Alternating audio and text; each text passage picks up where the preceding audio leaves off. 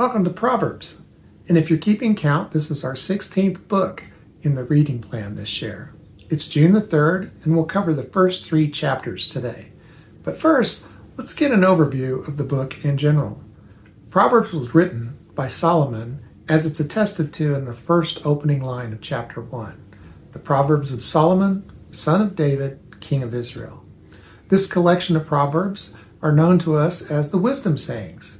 In 1 Kings 3:9, Solomon asked God for understanding in order to judge the people and determine between good and evil. This pleased God, so he gave him wisdom as well.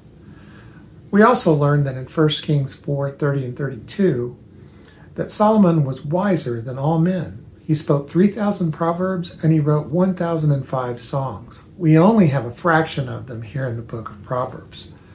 Proverbs is separated into 4 sections. Chapters 1 through 9 focus on knowledge, understanding, wisdom, where it comes from, and how to obtain it. Chapters 10 through 23 contrast the Proverbs of Solomon's wisdom with the things that men think are wise.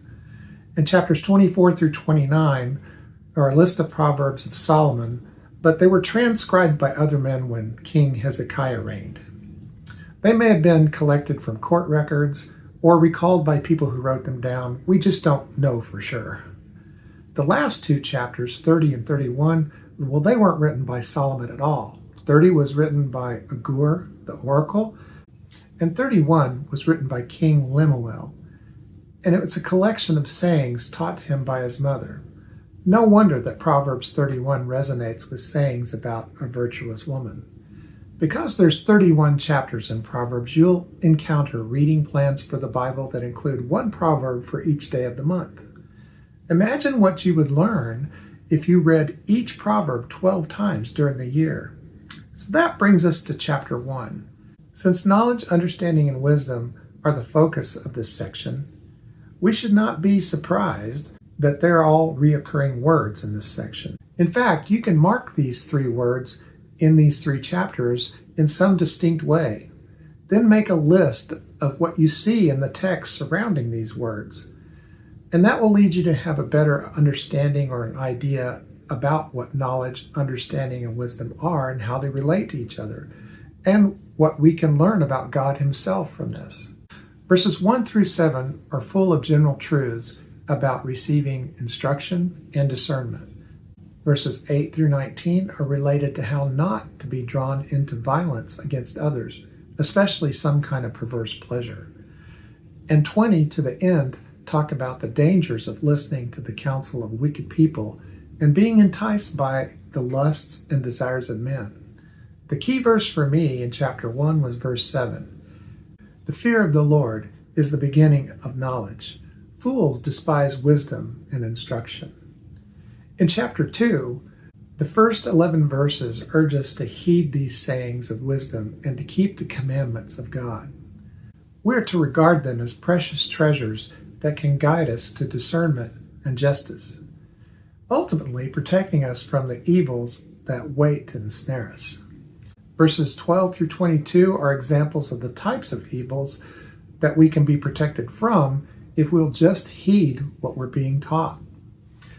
In chapter 3, the first 12 verses are a reminder of the rewards awaiting us if we don't forget the instructions and commandments that we've been taught.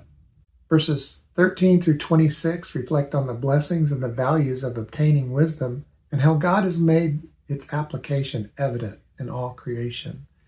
Verses 27 through 31 contain a list of things not to do, 5 of them specifically. Do not withhold doing good. Do not put off doing good when you are able to do so.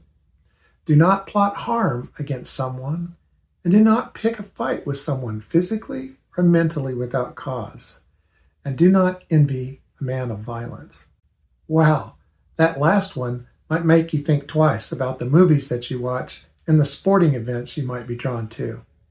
Finally, the last 4 verses contrast the crooked, the wicked, the scoffer, and the fool with the upright, the righteous, the afflicted, and the honorable man. The one verse out of all of our reading today that defines the focus of all these passages is found in Proverbs 2, 5, and 6. Many of you probably have memorized it, But if you haven't, maybe you should. Trust in the Lord with all your heart, and do not lean on your own understanding.